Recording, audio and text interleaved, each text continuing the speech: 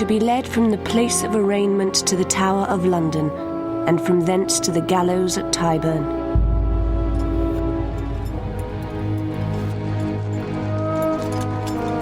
And there to be hanged, and being half dead to be cut down, and the bowels to be taken out of the belly and thrown into the fire.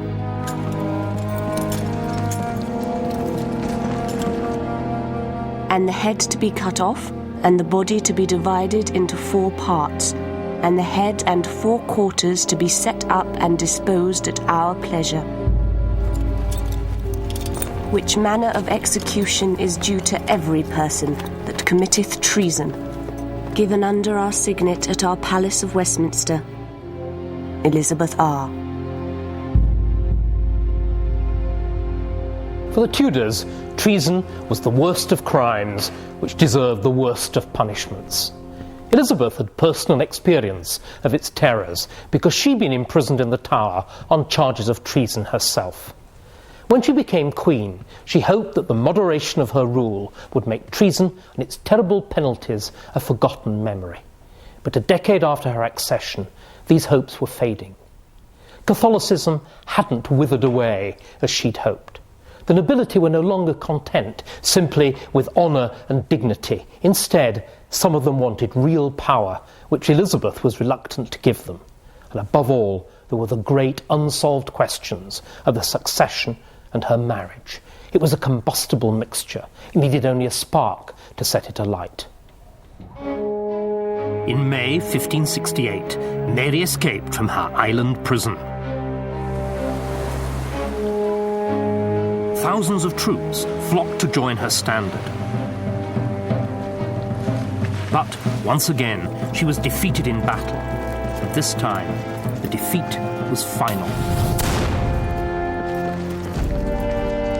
She escaped from the field of battle, but she was now alone and desperate.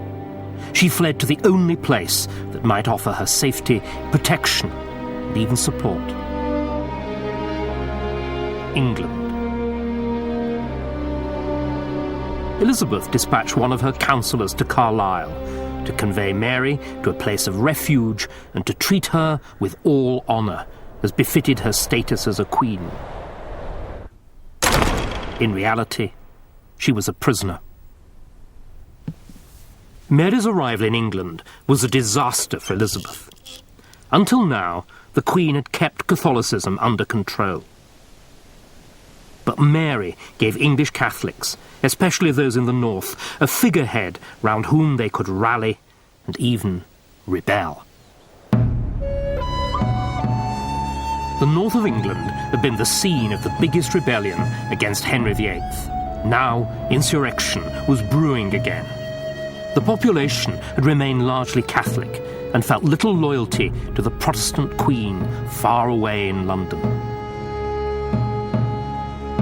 The Northern Earls were Catholic too. They had been prepared to put up with Elizabeth, providing she left them alone. But slowly, the government was nibbling away at their independence. The Earls looked to Norfolk for leadership. Norfolk was not a natural rebel, but he too was aggrieved and disaffected, ripe for rebellion. In June 1568, Mary's envoy approached the Duke of Norfolk with an extraordinary suggestion. He proposed that the Duke should marry Mary, Queen of Scots, and retake Scotland. Norfolk would then exchange a ducal coronet for the royal crown of Scotland, whilst his and Mary's children would be the natural heirs of England also.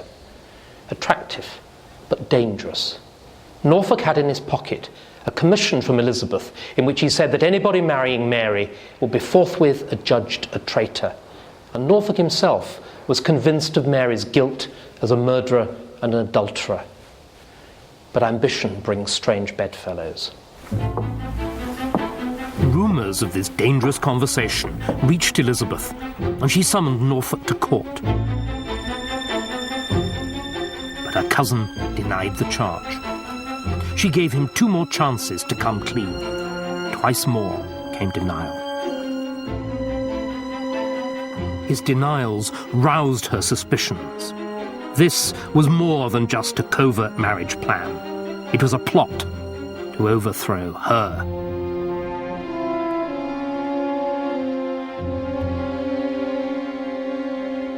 Norfolk suddenly left the Queen's summer progress and returned here to the Charterhouse, his London residence.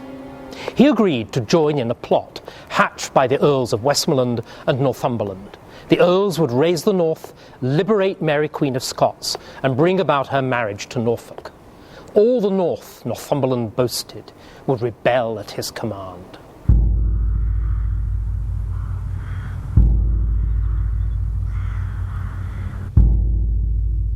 Thomas Percy, the Earl of Northumberland, had his own reasons for rebellion.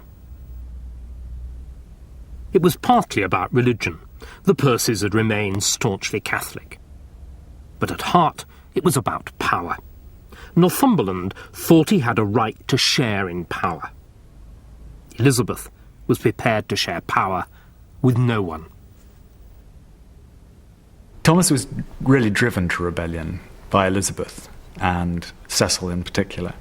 I mean, Cecil didn't like the power of the Percys in the north, and the fact that they were Catholic as well, and a lot of the people in this area were Catholic, meant that there was a power base in the north, close to Scotland, obviously close to Mary Queen of Scots, that presented a serious problem to the crown. Thomas could have had a very easy life. He was wealthy enough to maintain his life in Northumberland. He loved country pursuits. He had a wonderful wife. He had 4 beautiful children. He risked everything, basically.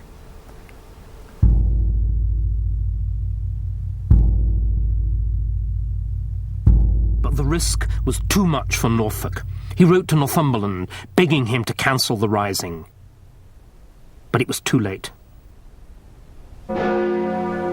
Midnight, on November the 9th, 1569, churches all over the north rang their bells backwards. It was a signal for the rebellion to begin.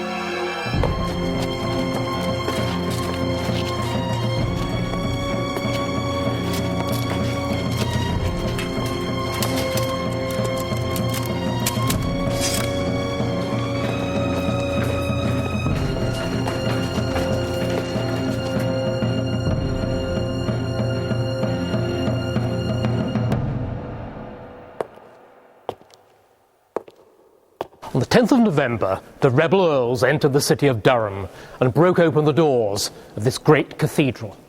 And here they performed an act of calculated defiance. They tore up and burned the Protestant Bibles and prayer books, the symbols of the new religion. And they celebrated the central mystery of the old by attending a Catholic Mass. They had crosses on their armour, and they carried the badge and the banner of the 5 wounds of Christ. It looked like a holy war, a crusade.